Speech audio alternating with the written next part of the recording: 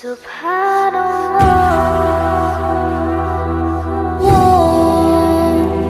वल्हम्दुलिल्लाह।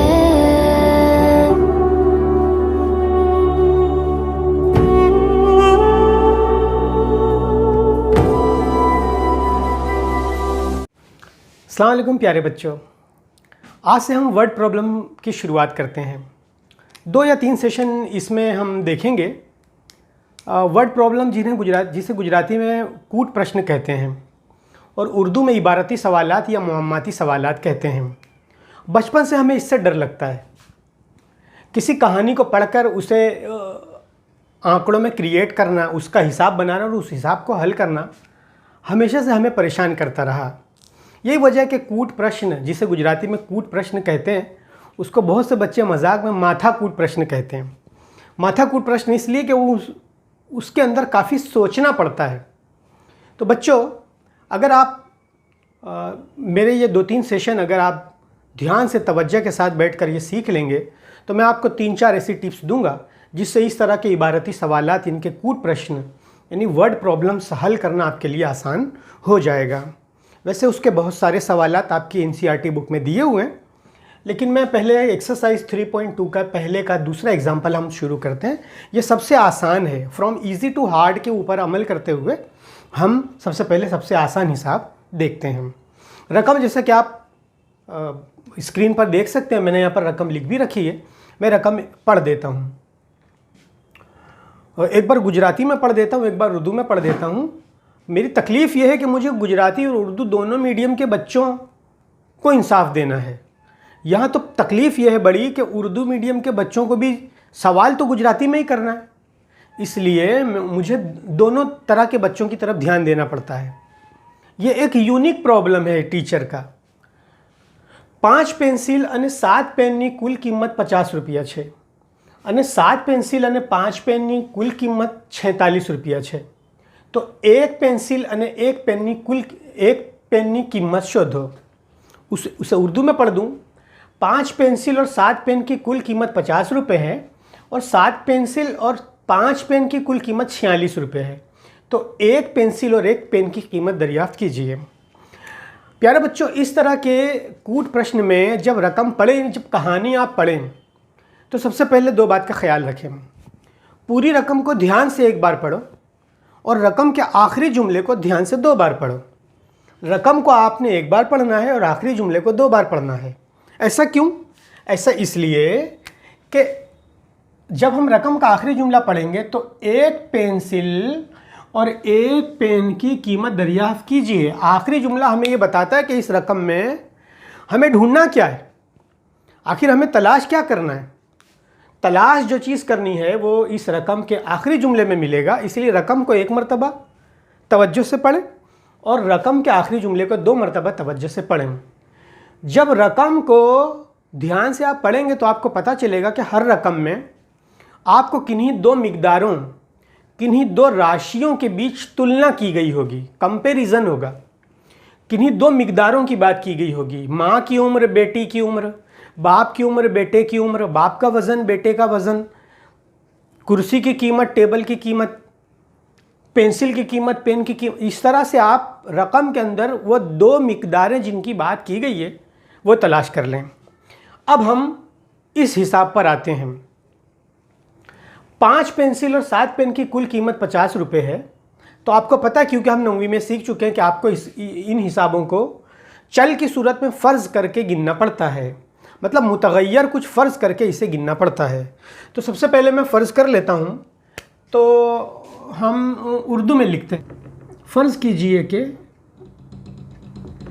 1 pencil की कीमत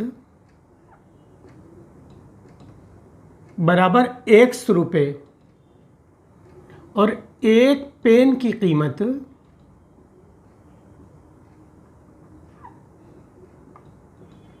बराबर y रुपये है। y रुपये है। अब आपको पता है कि यहाँ पर 1 पेंसिल और 1 पेन की कीमत तो दरियाफ्त करना है, लेकिन शुरुआत में दिया है 5 पेंसिल और 7 पेन की कीमत। अब हमें मालूम है, फ़र्ज़ कीजिए कि एक चीकू की कीमत 2 रुपये है तो 5 चीकू की कीमत कितनी होगी? तो आप बोलोगे कि 10 रुपये। तो कैसे पता चला 10 रुपये? 10 रुपये है 5 चीकू की कीमत, ये कैसे पता चला? तो आपको पता है कि एक चीकू की कीमत ज़रब चीकू की संख्या, चीकू की तादाद, ये दोनों का जब हम ज़रब करते हैं तो हमको कुल कीमत मिलती है। तो एक पेंसिल की कीमत और पेंसिल की तादाद की जब हम ज़रब करेंगे तो हमें पेंसिल की कुल कीमत मिलेगी। तो अब बता रहे हैं कि 5 पेंसिल और 7 पेन, 5 पेंसिल और 7 पेन की कुल कीमत 50 रुपये है। सकते हैं कि अगर एक पेन की कीमत y रुपये है तो 7 पेन की कीमत 7y रुपये होगी। तो 5 पेंसिल की कुल कीमत 5x रुपये और 7 पेन की कुल कीमत 7y रुपये होगी। दोनों की जमा करेंगे तो कुल 50 रुपये होंगे। तो वो दोनों की जमा करना है। 5 पेंसिल मतलब 5x हो गया और 7 पेन मतलब 7y हो गया। दोनों की जब जमा करते हैं तो कुल कीमत 50 रुपये मिलती है। तो ये बन गया आपका मसावात नंबर 1। सेम वे इसी तरह 7 पेंसिल मतलब 7x हो गया और आया तो जमा करना पड़ेगा। 5 पेन तो 5y हो गया। इसकी कुल कीमत 46 रुपीज़, तो 46 रुपीज़। ये बन गया आपका इक्वेशन नंबर 2। तो इस तरह आपको पहला और दूसरा इक्वेशन हासिल करते ही आपको सुकून ये हो गया कि 4 इक्वेशन को हल करने के 4 तरीके तो हमें पहले ही मालूम है। उन 4 तरीकों में से जो तरीका आपको आसान लगता हो, अब उन 4 तरीकों में से कोई भी एक तरीके को अपना कर आपको ये हिसाब गिनना है। बशर्त ये, उसकी शर्त ये है कि अगर रकम के अंदर किसी तरीके का नाम न दिया हो, अगर रकम में दे ही दिया हो कि इखराज के तरीके, लोपनी रीत से इसे हल करना है आपको, तब तो आपको लोपनी रीत से ही हल करना है, इखराज के तरीके से ही हल करना है। लेकिन अगर किसी तरीके का इंडिकेशन ना किया गया हो तब आपको जो तरीका आसान लगे उस तरीके से इस हिसाब को हल करना है। मतलब मुश्किल काम अगर आप समझते हैं कि वो मुश्किल है, तो मुझे तो वो भी मुश्किल नहीं लगता। मुश्किल काम अगर आप समझ रहे हैं तो वो ये है कि कहानी को पढ़कर उससे एक समीकरण क्रिएट करें। ये काम, अगर ये काम हो गया तो फिर तो हमको 4 तरीके, हमें जो तरीका आसान लगता है उस तरीके से हम हल कर सकते हैं। और वैसे तो मेरा इरादा तमाम एग्जाम्पल्स में पूरे एग्जाम्पल्स गिनाने का नहीं है। इरादा ये है कि सिर्फ मसावात बना दें, मसावात मतलब समीकरण बनाकर छोड़ दें, उसे आप पूरा करें। लेकिन चूंकि ये पहला एग्जाम्पल है इसलिए मैं पूरा हिसाब गिना देता हूँ। अब ये मुझे अच्छा लगता है लोपनी रीत, जिसे हम कहते हैं इखराज का तरीका, तो उससे मैं इसे हल कर देता हूँ। तो भाई मुझे y का लोप करना है, इखराज करना है, एलिमिनेट करना है y को। तो मैं क्या करूँगा, मसावात नंबर 1 को, समीकरण नंबर 1 को मैं 5 से ज़रब कर दूँ तो 5 सीता 35 हो जाएगा।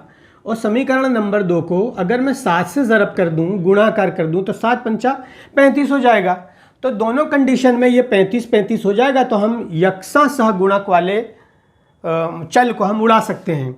तो हम पूरा मसावात को इस तरह से ज़रब करते हैं। 5 5 25x, अब ज़रा फांस जाता हूँ, प्लस 7 पंचा 35y बराबर 50 पंचा 250। इसी तरह सितु 49x प्लस 7 पंचा 35y बराबर 46 सीता। तो 46 को 7 से ज़रब करते हैं हम। 46 ज़रब 7, 7 छंग 42 का 2, हासिल आए 4, 7 चौक 28 और 2 28 और 4 28 और 4 32। तो ये हो गया 322। अब आपको पता है कि हम लोप करना चाहते हो तो प्लस और माइनस में होना ज़रूरी है। अभी प्लस और माइनस तो है नहीं, तो हम सारों की निशानियाँ पलट देंगे। ये प्लस था तो माइनस हो गया, ये प्लस था तो माइनस हो गया, और ये भी प्लस था तो माइनस हो गया। और अब हम आप समझ सकते हैं आप कि प्लस 35y और माइनस 35y उड़ गया। 25x माइनस 49x, तो ये बन गया 24x, लेकिन है मनफी, बराबर 322 में से 250 निकाले, 2 में से सिफर गया तो 2, बड़े में से छोटी रकम को निकालेंगे, और 32 में से 25 गया तो 7, लेकिन बड़ी रकम के आगे माइनस की निशानी तो माइनस, तो माइनस 24x बराबर माइनस 72। इसलिए 24x बराबर 72 and therefore x is equal to 72/24।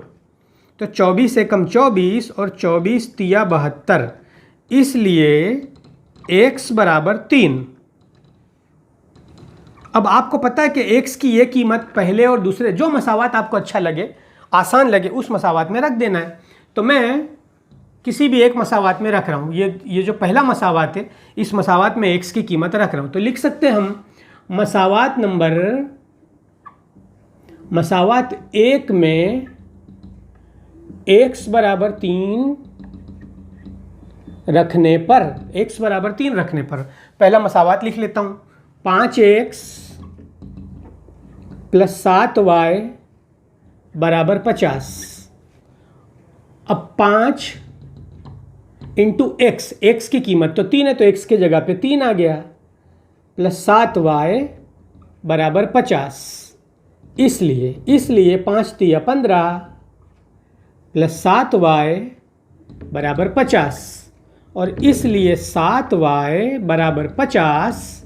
ये प्लस 15 अगर इधर गया तो माइनस 15, तो इसलिए माइनस 7y बराबर 50 में से 15 गया तो ये हो गया, 50 में से 15 गया तो हो गया 35, और इसलिए y बराबर 35 बटे में 7। ये 7 बटे में आ गया, 7 एकम 7, 7 पंचे 35, इसलिए y बराबर 5। तो इस तरह हमें मिली x की कीमत 3 और y की कीमत 5। लेकिन बताओ कि x है क्या? वो एक पेंसिल की कीमत है। तो आखिर में हमें लिखना है कि इसलिए एक पेंसिल की कीमत बराबर 3 रुपये x है, और एक पेन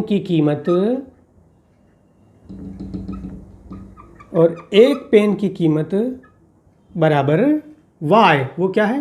5 रुपये। तो प्यारे बच्चों, ये आपका जवाब है। अब ये एक एग्जांपल देख लें। બે સંખ્યાઓનો તફાવત 26 છે અને એક સંખ્યા બીજી સંખ્યાથી 3 ગણી છે, તો તે બે સંખ્યાઓ શોધો। उर्दू में पढ़ देता हूँ। 2 आदाद की तफरीक 26 है और एक अदद दूसरे अदद से 3 गुना है, तो वो 2 आदाद दरियाफ्त कीजिए। 2 आदाद दरियाफ्त मतलब आपको दरियाफ्त 2 अदद करना है, और ऐसी दो संख्या दरियाफ्त मालूम करनी है जिनका तफावत यानी कि फ़र्क, जिनकी तफरीक 26 है। तो पता है आपको कि जब दो आदाद की नफ़ी करते हैं तो एक अदद बड़ा होता है और दूसरा अदद छोटा होता है। तो हम फ़र्ज़ कर लेते हैं, धारों के उर्दू में लिखते हैं। फ़र्ज़ कीजिए कि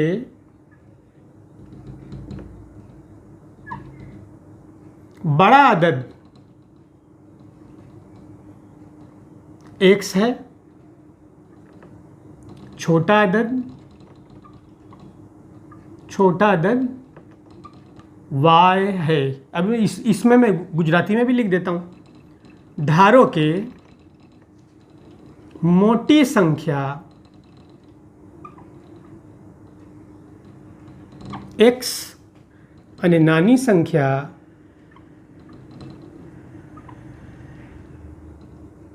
y છે। अब अगर दोनों का तफावत मतलब बाद बाकी अगर लिया जाए, मतलब मोटी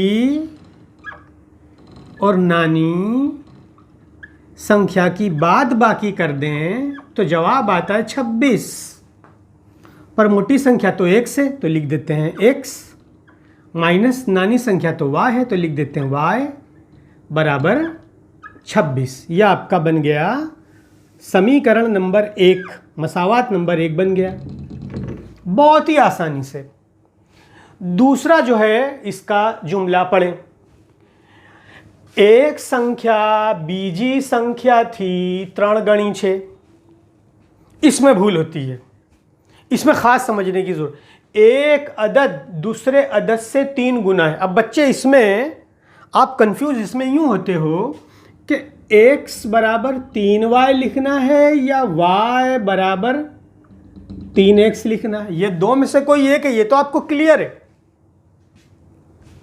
गुना या गणा जब आए तो आपको गुणाकार करना है, मतलब 3 से गुणाकार करना है। तो इसके लिए मैं आपको एक उसूल बता देता हूँ। जब कभी गणा या गुना की बात आए तो आप वो संख्या 3 गणा हो, 4 गणा हो, 5 गणा हो, जितना भी गणा हो, गणा हमेशा छोटे के साथ लगता है, बराबर के दूसरी तरफ बड़ी संख्या आती है। मतलब एक तरफ बड़ी संख्या बराबर छोटी संख्या और छोटी संख्या के साथ गुणाकार का आंकड़ा वो होता है। तो अब आपको पता चल गया कि बड़ी संख्या है x, तो बड़ी संख्या हो गई x, छोटी संख्या है y, छोटी संख्या है y। बड़ी और छोटी को अगर सरखी करना हो तो छोटी के साथ गणा आएगा, तो बड़ा बराबर छोटा और छोटे के साथ गणा या गुना। तो ये भूल कभी ना करें आप कि एक तरफ छोटा हो और सामने बड़े के साथ आप गुना लगा दें ना। आपको करना क्या, एक तरफ बड़ी संख्या, मोटी संख्या, बड़ा अदद रखना है, और जब कभी गुना की बात आए, यानी गणे की बात आए, तो आपको हमेशा उसे छोटी संख्या के साथ रखना है। बस। तो ये x बराबर 3y, ये अपने आप में एक समीकरण है। इसे इधर लेना तो ले लें, x माइनस 3y बराबर 0। तो ये आपका दूसरा मसावात हो गया। तो मुझे लगता है कि ये बदल के तरीके से, यानी कि जो आपका आदेश रीत थी उससे आप हल करेंगे तो आसान रहेगा। x बराबर 3, x माइनस 3y बराबर 0, इसलिए x बराबर 3y, और ये बन गया आपका, याद करो, सिम कार्ड। और इस सिम कार्ड की कीमत को आपने रख देना मसावात नंबर 1 में। तो आप लिखेंगे समीकरण 1 में x बराबर 3y मुक्ता। तो समीकरण नंबर 1 क्या है, x माइनस y बराबर 26, पर x की कीमत तो 3y, तो जहाँ लिखा है x वहाँ रखो 3y, therefore 3y minus y बराबर 26, और इसलिए 3y minus y, therefore 2y is equal to 26, and therefore y is equal to 26 upon 2, and therefore y is equal to 13, 2 1 2 2 13 26, y बराबर 13। तो ये मिल गई आपको y की कीमत। तो बड़ा अदद जो है, अच्छा y मिला भी 13, भी x ढूंढना बाकी है। तो अब x की कीमत कैसे मालूम करेंगे, x बराबर 3y आपको सिम कार्ड मिला है, इस सिम कार्ड में y बराबर 13 रख दें तो आपको x की कीमत मिल जाएगी। तो आप लिख सकते हैं अब x बराबर 3y में y बराबर 13 रखने पर, इसलिए x बराबर 3 ज़रब y क्या है 13, इसलिए x बराबर 13 तिया 39। तो ये x मिल गया आपको। तो आप लिख सकते हैं कि इसलिए बड़ा अदद मोटी संख्या x है, माटे आप लिख सकते हैं कि मोटी संख्या या बड़ा अदद मोटी संख्या बराबर 39 और नानी संख्या बराबर 13। प्यारे बच्चों, मिलते हैं अगले सेशन में। तब तक इनके जैसे और हिसाब ढूंढ कर उन्हें हल करने की कोशिश कीजिए। बहुत सारी दुआओं के साथ खुदा हाफिज़।